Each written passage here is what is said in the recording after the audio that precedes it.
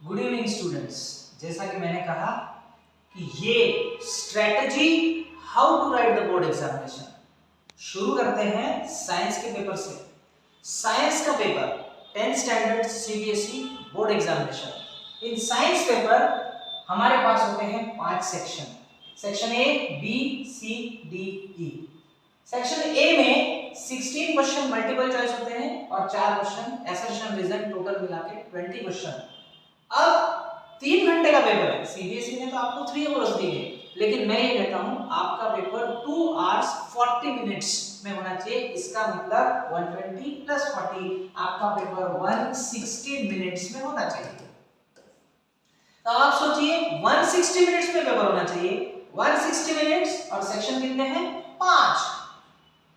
तो सेक्शन है 5, 160 मिनट्स में सॉल्व करने हैं। तो अगर आप इसको 5 से डिवाइड करेंगे तो आपको हर सेक्शन सॉल्व करने के लिए होता है 32 मिनट्स। आपको हर सेक्शन सॉल्व करने के लिए मिलते हैं 32 मिनट्स। लेकिन क्या 32 मिनट्स हर सेक्शन के लिए जरूरी है? यही तो प्लानिंग है। अब आप देखिए, ये सेक्शन बी है जिसमें आपको 2 मार्क्स के 6 क्वेश्चन है। अब आप 2 मार्क्स का एक क्वेश्चन लिखना चाहेंगे तो 2 मार्क का एक क्वेश्चन लिखने के लिए ज्यादा से ज्यादा 3 या 4 लाइन लिखनी होती है। तो उसके लिए 2 मिनट बहुत हो गए, इनफ। इसका मतलब 6 को अगर आप मल्टीप्लाई करेंगे 2 से तो वो हो गए 12 मिनट्स। यानी 6 क्वेश्चन लिखने के लिए आपको 12 मिनट्स इनफ है। बट अगर और 3 मिनट्स बफर रखते हैं, कम ज्यादा होता है, तो यहां आपको लगेंगे 15 मिनट्स।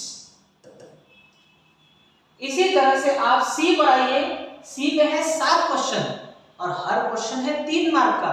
एक 3 मार्क का क्वेश्चन सॉल्व करने के लिए आपको 4 मिनट्स इनफ होते हैं।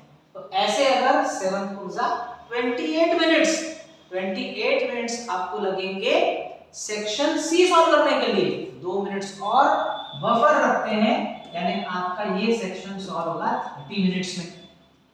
अब आप सेक्शन डी पर आइए। ये सबसे मेजर सेक्शन है जिसमें आपको बहुत सारा लिखना है। आपको डायग्राम्स बनानी हो सकती है, एक्सप्लेन करना हो सकता है, कैलकुलेशन होंगे, रे डायग्राम्स होंगे, लेबलिंग होगी, 5 मार्क, डिस्क्रिप्टिव क्वेश्चन। ऐसे आपको 3 क्वेश्चन सॉल्व करने हैं। इसका मतलब आपको एक क्वेश्चन सॉल्व करने के लिए अगर मैक्सिमम 8 मिनट्स भी लगते हैं तो 8 3 हो गए 24। अप्रोक्सीमेट बफर पकड़ के इसको 25 मिनट्स लगाते हैं। अब इस सेक्शन में आइए आप। ये सेक्शन है section E, case based studies. आपको साइंस के पेपर में 3 केस स्टडीज मिलेंगे। एक केस स्टडी पढ़कर सॉल्व करने के लिए, जैसे एक केस स्टडी में 1 मार्क का एक क्वेश्चन, फिर 1 मार्क का एक क्वेश्चन और 2 मार्क का एक क्वेश्चन। लेकिन पढ़ना है, समझना है, सॉल्व करना है, तो चलो 10 मिनट अगर आपको एक केस स्टडी के लिए दे दिए तो 3 केस स्टडी के लिए आपको बचे 30 मिनट। तो अब आप सोचिए यहाँ 30 मिनट्स आप इस सेक्शन के लिए यूज कर रहे हैं। यही प्लानिंग है, समझिए। देखिए यहाँ हमारे पास में हर सेक्शन के लिए 32 मिनट्स थे, लेकिन अब यहाँ पर 15 मिनट ही यूज हुए। बचे कितने? 17 मिनट्स बचे। इसमें कितने मिनट्स बचे? 2 मिनट्स बचे। इसमें कितने मिनट्स बचे? 7 मिनट्स बचे। उसमें कितने मिनट्स बचे? 2 मिनट्स बचे। अब आप इसको टोटल कीजिए, कितने होते हैं? ये होते हैं 28 मिनट्स।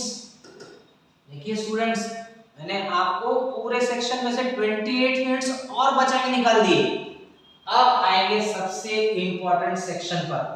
सबसे इंपॉर्टेंट सेक्शन पर आएंगे अब। ये है सबसे इंपॉर्टेंट सेक्शन ए, जिसकी वजह से बहुत सारे बच्चे साइंस में आउट ऑफ मार्क्स लेने से चूक जाते हैं। कई बच्चों को 99 मार्क्स मिलते हैं साइंस में। रीजन होता है 1 मार्क सीधा सीधा एमसीक्यू में रॉन्ग हो जाता है।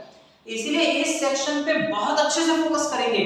हमारे पास में इस सेक्शन के लिए 32 मिनट्स तो पहले से थे ही, लेकिन मैंने आपको और 28 मिनट्स निकाल के दिए।